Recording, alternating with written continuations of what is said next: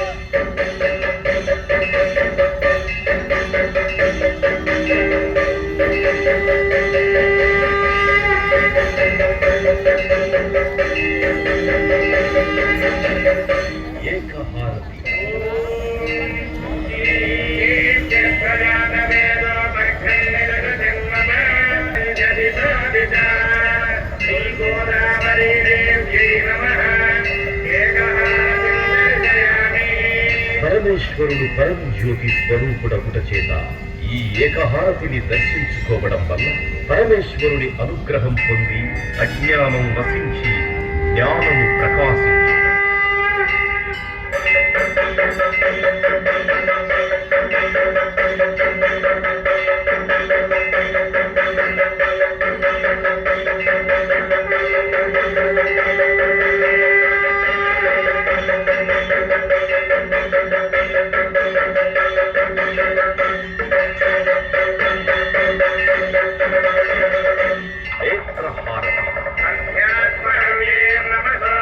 Yeah.